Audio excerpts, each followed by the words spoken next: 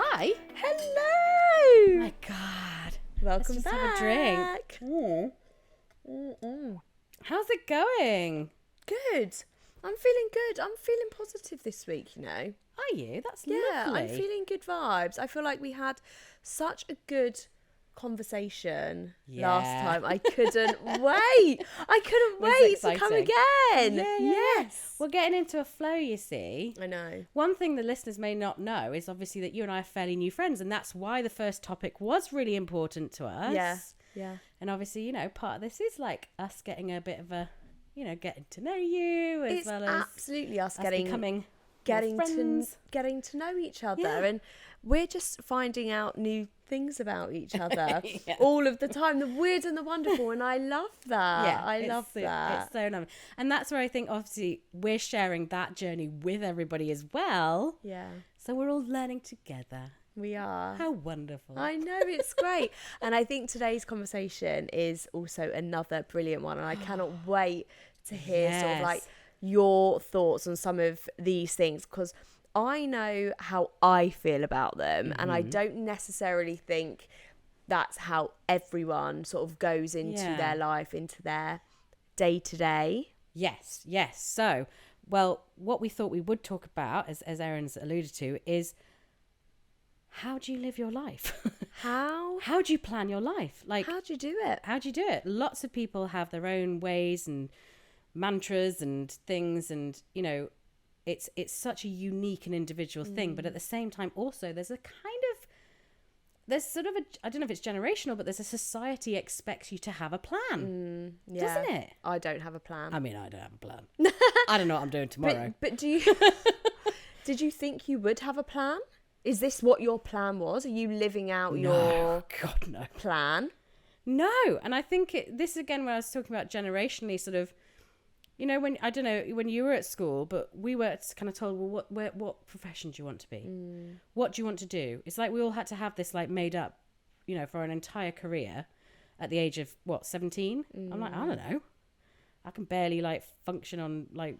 And at that age, you really don't know what's going on in the world. Don't know. And you probably only have heard about those like big professions that everyone knows about. Exactly. Doctor, policeman, you know, something or lawyer, other, lawyer. Yeah, surgeon. Not actually the 90% of jobs that most people end up doing. Yeah. Do you know what I mean? The things that make society go by. And I definitely don't think I'm living out my, you know, my dream life in the sense that this was the job I thought I would have picked. But I do think that things for me have worked out in a way that I always thought they would. Really? Not necessarily through planning, but I'm very much the sort of person that I take it as it comes. I truly believe that everything happens for a reason. I think that's why I don't, you know, get sort of down in the dumps about a lot of things, because bad things have to happen for good things to happen, right? So I've heard you say that before, actually. Yeah, like, you know, example, you go through a terrible breakup, you're so miserable, the worst thing that's ever happened to you, and then you meet somebody else, and you would never have met that person if that breakup, that negative experience didn't happen. So ultimately, you had to have gone through that journey, and it all happens the way it was meant to happen. And I do think that, and I live my life like that. Sometimes to my detriment. You know, I'm like, oh, everything happens for a reason, it'll be fine, and I maybe could sort of do something else. But I don't want to have a plan, because then I would maybe always feel like I've failed. Yeah, there's almost an expectation you've set with having a plan. And it's that kind of, what's your margin of error? Like, how far are you willing for that not to happen?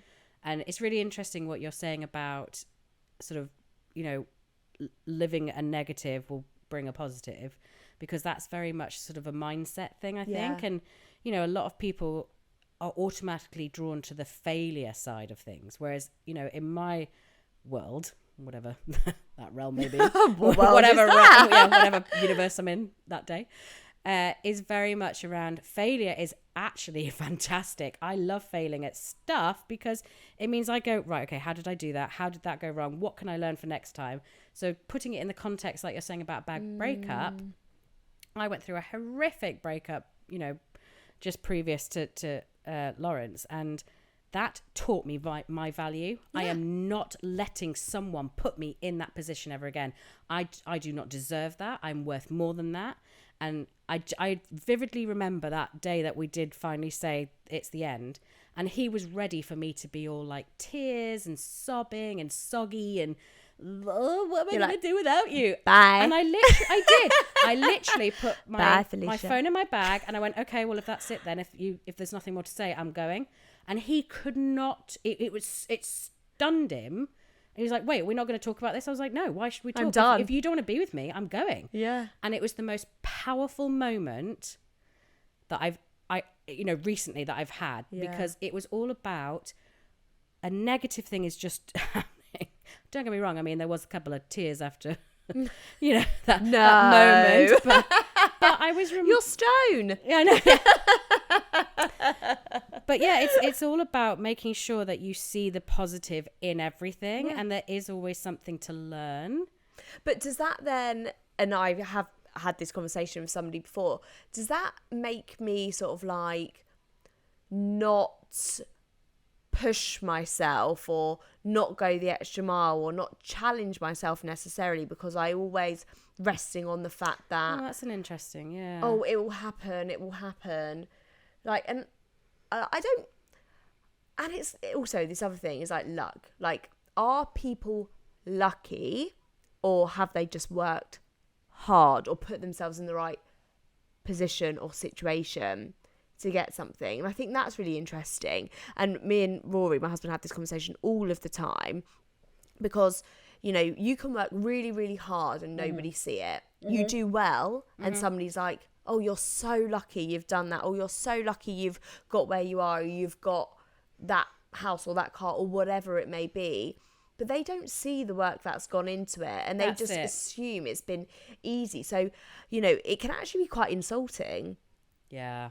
When somebody says, oh, you're just lucky. And you're like, well, no, I worked bloody hard. I've worked really hard for this. Yeah, it's kind of an ignorant statement in a way, isn't it? It's kind of, you're right about it being insulting. I don't know, it's a weird thing, because, like, this is where the whole thing about manifestation really interests me. Because, do you do that? So I've started... Ooh, tell me. I don't manifest. What do you say? This is it. So what do I really, and this could be going too deep, but like I was like, what do I truly want in life? I want my health. Mm-hmm. So I want to be healthy, because obviously, there's a number of challenges that everybody faces by being a mum, by having an office job. There's a number of different things that we've all got. So you want to maintain your health, to be there for your family, to be able to do the things you want to do. I want to be wealthy, and I don't mean that arrogantly, like I want to sit in a big mansion and have MTV crib style car, number of cars, whatever. I want to be wealthy to the point that I can live a life that I want to enjoy and not be anxious and worried about financial implications all the time. So I always sit, and this is when I go to sleep, and I sit and I just say I want to be healthy and I want to be wealthy. And when I think of healthy, I think about my body, and I just think about all the aspects of it. And because I live with a chronic condition, an autoimmune condition, so again it's like I want to manifest that healthiness. And then the wealthy thing, I really imagine myself and that feeling of absence of anxiety. Yeah, well, when I log into my bank account. Do you know what I mean? The money thing is a whole separate conversation, because wealth to one person is totally different to somebody else. Like, people would look at us potentially and think, what are they talking about wealthy? They've got, nice house, nice cars. They don't have to worry necessarily, but you end up living within your means. And we look at other people and think, oh my goodness, they've got nice house, nice cars, nice whatever. But is wealth, money, everything? And I do think people fixate on it sometimes, because I often say, You know, I would rather have nothing and be happy. And I know that is a very throwaway comment that people say, but I do genuinely think that money can buy you comfort. It can't necessarily buy you happiness. I totally agree. It can buy you safety. It can buy you security. But yeah, happiness doesn't come with a price tag. No. You have to find that within. And again, don't want to go deep on this. It's all right. We're ready to go there already. We're ready there. We've had some wine. It's fine. But happiness comes truly from within. Yeah. And it's truly about being okay with yourself and accepting yourself and accepting the way you are. And if you're not happy with that, understanding where that's come from. Because the thing is, ultimately, I can sit here very kind of casually and be more than happy with being on camera and talking to you on a microphone. And I'm very confident as a person. But that doesn't mean to say I don't have concerns about me and I don't have anxieties about who I am. Like we talked about before, about feeling lonely, you know, making friends and being worried about impressing them and things like that. Everybody's got them, but it's being okay with that. Yeah. It's being okay to be vulnerable. It's okay to be not perfect, because there's a lot of people out there who I'm sure will feel like us when we're kind of worrying about how we look or how we present or how we come across or how our plan of life isn't working. But that's okay too. Like, things happen and life happens, and I definitely I'm not in the position. I never thought I'd be living in Woking. That's for sure. No. Where did you think you'd be living? I genuinely was like convinced I'd be in New York or London. Yeah. For the entirety of my life. I was like, these are the places I'm going to be. See, this is really funny, and this is like conversation we haven't necessarily had before. Is I lived in London. I know you lived in London too, and for me it was, I just don't want to live in London. So then when I didn't live in London anymore, I was like, great, I'm not living in London. Yeah, done. Like, I've never really had like huge ambition to live anywhere else, like, really. I just knew I didn't want to live in London. I sort of knew the sort of life I wanted, the sort of things I wanted on my doorstep, the sort of family setup I wanted, and I do feel like I have had that now. So do you feel you've achieved like those ambitions? Do you feel you've got there? I do, but I don't ever think I would have classed it as an ambition. Okay. And this is where I think it leads into sort of fate and everything happens for a reason, and you think you're making the decision by doing one thing, but actually that was always a thing you were meant to do. And I actually remember saying this to my mum when I was very young, that very statement. Really? Yeah, she always questioned it, like, oh my goodness, Erin, like, very profound thing for you to say. But I just don't see it as success. I just feel like this was my path. But that's so amazing, because you trusted in yourself, like you had that feeling, and obviously that may have driven you to certain choices that you made subliminally, like this might have influenced blah blah blah blah. You don't know, but at the same time, you know, like you say, is it fate? Is it that you've designed it, or is it part of that kind of, you know, it's just happened and I've manipulated it. So I remember, right, so the timeline has been switched. No, for real though. So when Rory and I met, so we both worked together and we both got our jobs through our so my dad worked for the company I worked for at the time, and his girlfriend's mum at the time had worked for this company, and that's how he started working there. And then we worked there, sat next to each other, became friends. And I said to everyone I know, I even probably said to my parents, like when we were talking about, you know, who I was going to end up with when I grew up, because I think I was 17 or 18 when I started this job. And it was always somebody like Rory. Not Rory. Never Rory. Never him. But never him. Never him. We were really good friends. I probably in my mind thought it would be lovely to be him, but I just never thought it'd be him. It was somebody like him. Yeah. You know, somebody that had their shit together. You know, tall, handsome, presented well, had a good job. Bear in mind, I was 17, 18. The people I was engaging with at that time were not of that quality, right? So it was always like somebody like Rory. And then when we eventually did end up together, like 7 years later, like went through this whole friend cycle or whatever. Yeah. I was always like, in the back of my head was like, well, it was always going to be him, wasn't it? That's such Like, an amazing it's story. so strange. And I remember my dad had even said to Rory, one of the first or second times that they'd properly met outside of like a work environment, oh, we always wanted Erin to end up with somebody like you. Like, Oh my cringe, God, the parents cringe, were on side already. cringe. I know. Well, you didn't see the sort of people I was with before.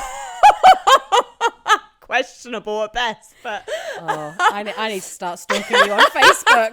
Scroll back the year. But seriously, but that for me is fate. That is genuinely how I Yeah. think about it. It's Yeah. like we were put together. It was somebody like him, and then it was him.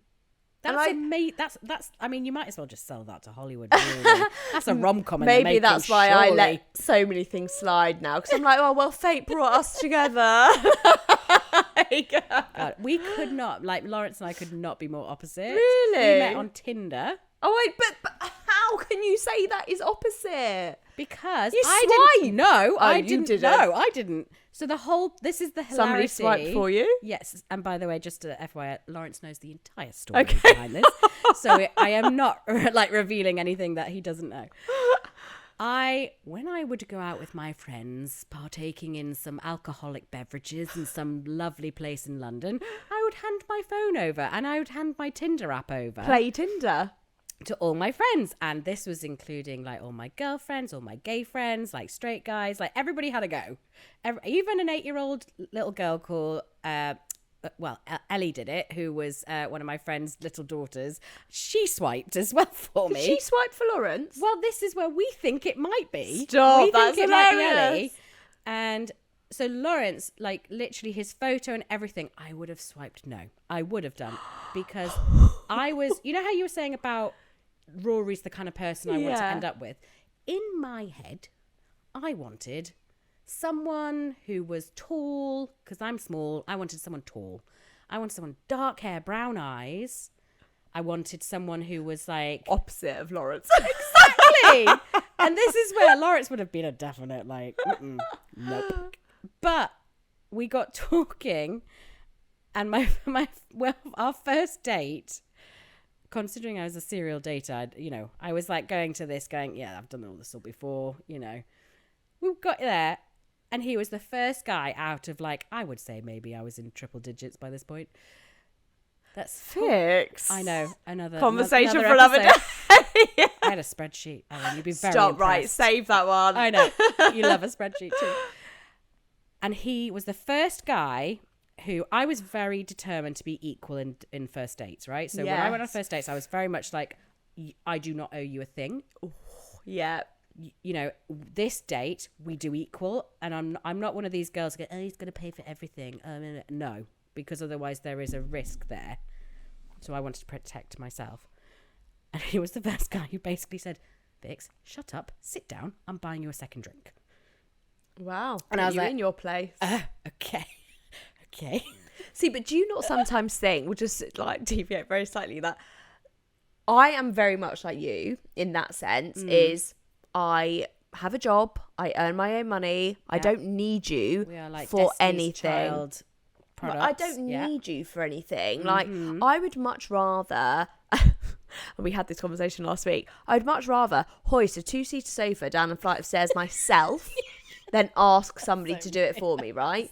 I will prove that I can do it. I don't need no one for anything, right? Sister, right? But secretly, we want to present ourselves like that, but secretly we want somebody to be that person. I'll buy it for you. I'll do it for you. You don't worry. You sit down.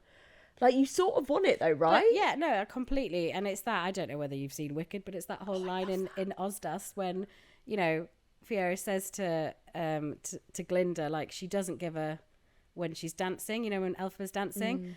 And she goes, no, she does. She just doesn't show it. Yeah. And I think that's quite powerful, because I feel like I really resonated with that. But I didn't want the world to think I was some invalid, because women do have a certain position which is not fair. We do, and this is where I wanted to prove the world wrong. Like you said, I've got a job, I'm financially capable, I can look after myself, I don't want to rely on I you. don't want a man. And that's you know. not me putting men down, because I know men love that. And that is, you know, I think still one of the great things that has survived in our society about, you know, men being the providers or whatever and having that status, because a part of me does think that go back to caveman era, that has lived on, and I don't mind that, but I don't want you to think I need you. Yeah, and it's that whole kind of there is something about equity as well as equality. So, you know, there is something about, you know, we're not athletes. We don't go and compete in the Olympics because that's not our talent. I mean, could try. I mean, we certainly could. If there's wine at the end, I might be quicker. If you put a bottle of chicken wine at the end, I'll be like, I'm off, like a shot. But like, there's certain horses for different courses, and is that the same with gender? I mean, oh god, that's a difficult conversation to go into. But you know, like, is that something where society has dictated an expectation, or does it go back to like the nature of, you know, the genders being born? But that's a difficult one to get into. So he bought you a drink. So he bought me a second drink. So the date was going well then. The date went very well, and it was just one of those dates where I knew something was different. And it was the first, I mean, I'd been single for probably about 2 years at this point. Yeah. And I knew the game well. I was playing it to my advantage. You know, just doing different things, going out, pushing Having people. fun. Yeah, just like doing whatever.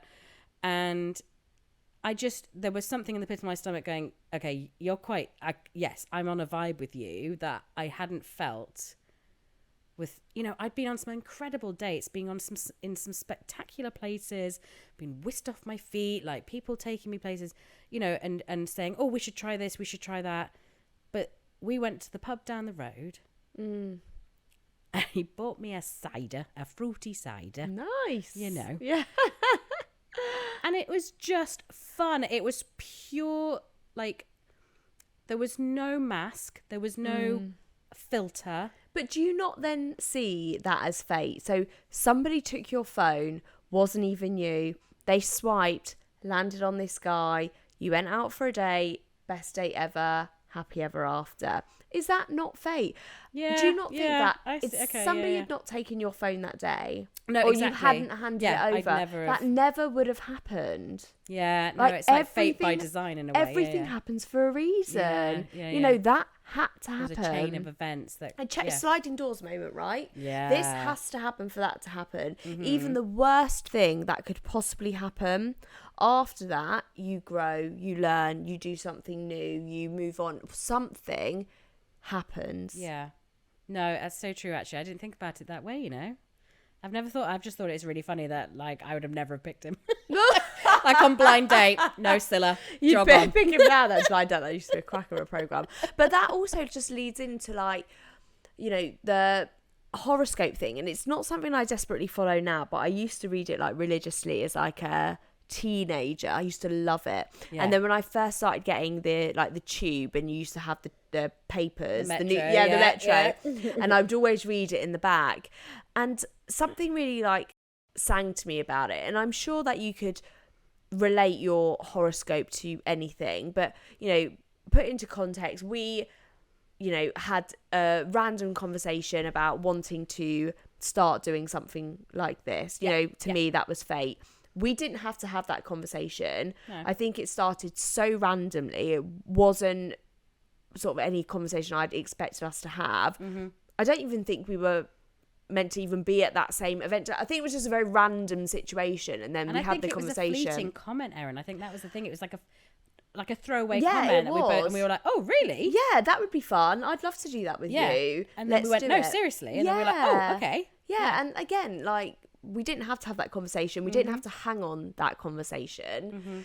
But so we've started doing all of this, and I read my horoscope, and it was like, you're going to be like, take a risk and do something new. And I'm like, what on earth, Pisces, are you doing to me today? What on earth? Hey, Mystic Meg. I know. Hey, I know, right? But I hadn't read that horoscope for ages, and I read it specifically. Where you meant to read it on that day, so it gave you the confidence to. But that's what I mean. See, we could go so. But then when I say about, you know, like everything happens for a reason, I feel like I do genuinely like go with my gut with most stuff, and I know that is like a key trait of Pisces. And there was always this analogy I used to like use and try to explain to people, like my thinking is, did you ever watch The Matrix? Right, okay. Maybe this analogy might make sense to you then, but that's how I sort of see life, right? So we could very easily be like organisms in a petri dish, right? In the same way that hundreds of millions of ants could run around you at any point, but they would never see you because you're so big. Mm-hmm. Like they just can't. There's no concept. There's no size or whatever, right? They don't know you're there. That could be us. Yeah. There could be this bigger thing above us. Don't even get me talking about space. I can't speak too much. To now. Oh no, it freaks me out talking about space. Do we need more wine for that? What? It just freaks me out because it just feeds into that. Really? You know, an ant doesn't know we're there. What makes us think that we are not the smallest of things to a bigger thing? Oh yeah, that whole thing about like respecting our planet and the wider universe. Like we don't know everything. For real. God. Like do you genuinely believe we're just a ball of rock floating around in nothing? Exactly. And like, there's no one else out there that, I mean, whether they're just like on the planet already or they're like going, let's not go there yet because they don't get it. Do you know what I mean? But this is what I mean. Like there is some things we have absolutely zero control over, and I don't want to stress myself too much over things that ultimately I've got no control over. Erin, that's exactly the phrase. Exactly. Don't let things get to you that you've got no control over. If you can't change it, don't worry about it. And it's that whole thing about Mel Robbins saying, let them. I know. Let it happen. It's so important, and it has changed my life. Yeah, it's tough. Honestly, it has changed my life. Things are driving me mad. I don't know. My mum's saying something, or work of what got this thing going on. I'm going, I don't agree with that. Let it go, because if you can't do anything about it, then don't stress it. Don't stress about it. Focus on the things you can change. Look at the influence you can make. And I don't want to be disappointed. Yeah. If I set myself, like you made a quick comment, like I don't even know what I'm having for like dinner next week, but that's true, right? Yeah. If I can't do anything about it, I don't want to get stressed about it, and I don't then want to be disappointed. If I don't end up doing something that I planned for in 3 to 5 years' time, am I going to feel like what I've done is a waste? Mm-hmm. No, because I would have achieved so many other things. Maybe not in my eyes, but in somebody else's eyes, maybe that would have been a success. But for me, I would have felt like I had failed. And that's a dangerous thing. I think people do set themselves. Well, it's a bit like we were talking about 5-year plans, weren't we? When people say, what do you want to do in 5 years? Where do you see yourself in 5 years' time? Honestly, I don't know. Yeah, for real. Like, seriously. My worst thing is when somebody says to me, 1st of January, what's your New Year's resolution? I've no idea. I don't want to plan it out like that. But this is what people who do like the whole, I actually respect them because I can't do it. But people who do, like their mood boards for the year, and they do like their sort of plans and their journals and their kind of lists, affirmations and all this. But do they end up feeling happy or not? Well, I mean, that's a good question. I think probably some people maybe do take them because they're not sure. People might feel lost. So these kind of tools maybe help guide people. And it's that whole thing about, you need to have something to have faith in you. You need to have like a faith that you can believe in, or something to help you down that path, to help you when there's there's a whole pothole or something where it trips you up, and you just need to have faith that's in something. Me tripping in a pothole, Vix. Goodness. Oh no! I'm always that person. I was going to say I always was that person. I was always that person. I'd always trip over, but I still am. I still am that person who'd trip up the stairs or something like that in the middle of Waterloo Station. I know. Oh God, I and know, those stairs awful. are so painful in Waterloo. Yes. Oh, I'm just. exactly. Oh, did you see? I went to my knee there. I went to my knee straight away. No, I'm definitely always that person. They are painful stairs in Waterloo. I have done that journey with multiple people. It's like a danger. And It's a it's health always, hazard. Yeah. We just don't need to have one of those things on our heads. Yes, I'm going to fall over. But no, I mean, I don't know. I think it's just, people need stuff to, and whatever it takes the form Structure. of, it needs to help them. And if it's not serving you, get rid. So are you a creature of habit? Do you have a structure? Are you very free? Because this is where I maybe contradict myself, right? So I'm free. I don't make a plan, don't whatever. But I live my life by the strictest of routines. Oh, yes. I've told you this before. Yes. Like to the minute. True, yeah. And I find it very uncomfortable if I deviate from my routine. So there's very little I plan about. So I don't plan about things to do with work necessarily or money or my life, but I live my day to day by a very strict, this is what I do, this is the time I do it, this is what I do after that, blah, blah, blah. And it's quite restricting, not just for me, but for people around me as well, because I find it very difficult. Very difficult. So interesting, because, I can see what you mean about the contradictory sort of. But I love being spontaneous, so don't get me wrong, out the house. Okay, good to know. Spontaneity is Noted. key, but I will, I'll leave my house at 6:23 a.m. Like, not 6:24, not 6:22, 6:23. Right. Don't know why. Yeah.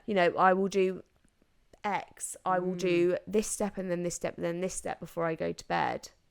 Oh, so there's like it's almost sort of some sort of, it's enabling you to feel in control. Yeah. In some way. Oh, it's definitely a control thing, Yeah. for sure. I don't know what it is I'm trying to control. Like, How do you feel when you don't leave the house at 6:23? I feel like it just messes up my day. Does it throw your Oh, day? totally throws my day. But it throws my mind more than it throws my day. Ooh. Because the reality is, a couple of minutes doesn't throw anything in the Yeah. grand scheme of things. Yeah. But it's just my mindset is, it doesn't matter what order I brush my teeth, then wash my face and get to bed.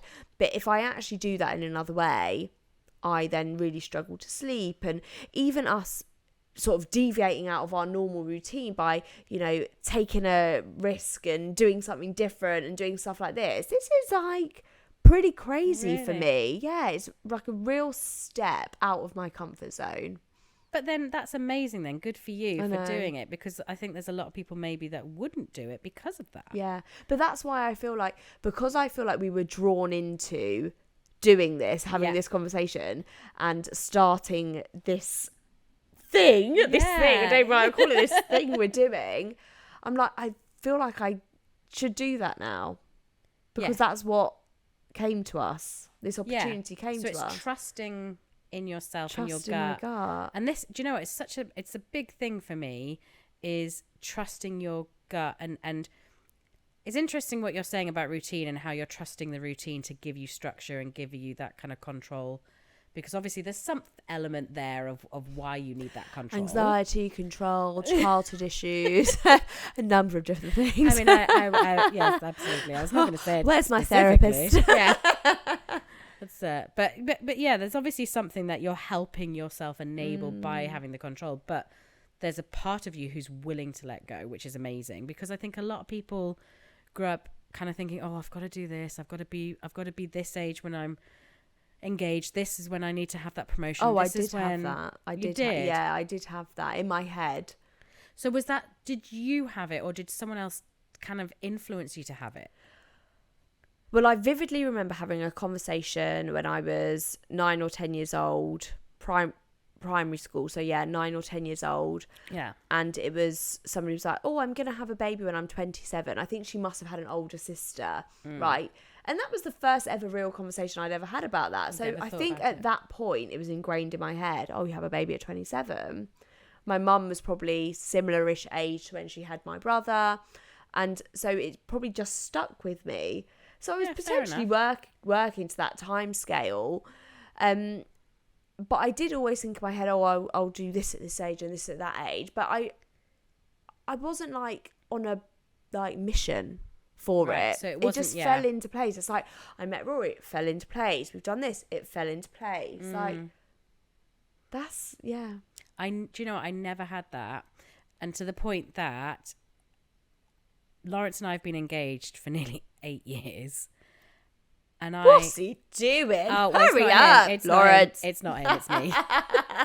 Every time we talk about weddings, I'm like, oh, I don't know, it's too difficult. Well, it's stressful now. It is very stressful. The longer you leave it, the worse it gets. That's the pressure. But I had never, ever, you know when you're like a little kid and you kind of pretend to be in a wedding and you put the pillowcase on your head and all that stuff. I never did that. I never did it. My life was never built around, I don't know what I want for my wedding. I don't know what kind of bride I want to be. I don't, in a weird way, I don't want to be a bride. It's weird. Yeah. Because I wasn't brought up. What I was brought up thinking was, get a job, be self-sufficient. Yeah. That's the kind of, that's what my dad always taught me. Yeah, well, I feel like that's what my dad taught me as well. Be self-sufficient, look after yourself. Don't, family, you can do that later kind of thing. It was just like, focus on your career, make sure you're established, all this. And whether it was right or wrong, it was what it was. Conversation for another day. Exactly. Yeah, difficult one. But, I had Sophia when I was 37. I got engaged when I was 36. So, fate. Yeah. That I wasn't ready. Well, that's I wasn't ready for love. Yeah. Well, I wasn't ready to be a mum then because I had things. stuff I had to deal with first. Yeah. Who knows? But just, I think it's trusting in your gut of knowing when things are ready. Doing what feels right for you. And I think even just from us talking now, like, we have some sort of similar ideas, but we also like different approaches as well, different mentality, and there's me, the absolute biggest contradiction, that I live by fate, everything happens for a reason, but I structure my life like a militant. It's just one of those things. And I don't think there is a perfect answer, but it's just doing what works for you. And that's it for you. Don't look at what kind of, people are doing on telly or people are doing on TikTok or whatever. Yeah. Take influence from it, but choose what you want. It's a bit like, when obviously you had the boys, people love to tell you about how to be pregnant. People love to tell you how to be a newborn, firstborn mum or whatever. And I'm just like, I will tell you a few things about that. Thanks very much. But this is the thing. It's like, I will listen. I won't ignore. I will listen. But I'm the mum, and it's reminding yourself you're the mum. You trust your gut. You know that baby. It's worth asking advice. Like, how did you do it? What did you guys do? I mean, I'm always asking you about like how you're doing with the boys, and like, if muddled through. But that's it. Everybody is muddling through. But you, at the end of the day, as the parent, whether you're a mum or dad, you know that child better than anyone. And yeah, there are certain milestones. There are certain things that work, tricks and things that people will have. But trusting yourself is so important in any aspect of life.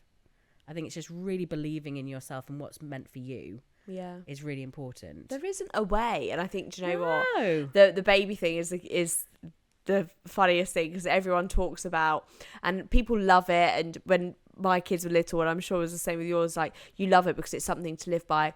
The Wonder Weeks. They're 4 weeks old. This is what they're doing. It's an excuse for every behaviour, right? Oh my goodness. Oh, they're not sleeping. Oh, well, they're in this sleep. They're weak. This phase, whatever. this regression. Oh, they're phase. 7.5 weeks and 3 hours. They're going to be doing this. Oh, well, that's why I feel so seen now. Do you know what I mean? Oh, it's told me those NHS emails that you get. I know. Like, your baby is this many hours old. This is why they're acting like a shit. This is why they've just poo explosioned all over your floor. But for me, like, that thing, in the moment it was brilliant, and now actually on reflection, I'm thinking that either suits you or it doesn't. Because if your child is not in that, you'd then be worried, and you don't need that. But that's it. And I think that there are, and again, it's a bit like the control thing. When you are a mum, you are vulnerable. You are thinking, oh my God, have I got this right? Have I not? So there is a place for those things. But like you say, on reflection, you're like, what? And if there is any stage in your life where you lack control, it's with a newborn baby. Or not a toddler or a 5-year-old. I mean, I can tell you it goes all the way up. It doesn't stop. Like that, like literally overnight, you go from having absolute total control over your life, what you do, the times you choose to do things, to nothing, nada, gone. I know. Throws you off, doesn't it? Wow. There we Hey, go. well, there we go. So Well, lovely. that was a good one, Erin. We have. We've agreed that there is no right or wrong to how you choose. It's do whatever is best for you, and as long as you're happy, that's all and that love matters. yourself. Yeah. How did RuPaul say? You know, I think you got to love yourself, because who else is going to love you if you don't? Like, Well, you've there we gotta, go. We can all live by that one, can't we? exactly. Well, We'll see you next time anyway. yeah. Catch you on the next one, guys. See ya. Cheers.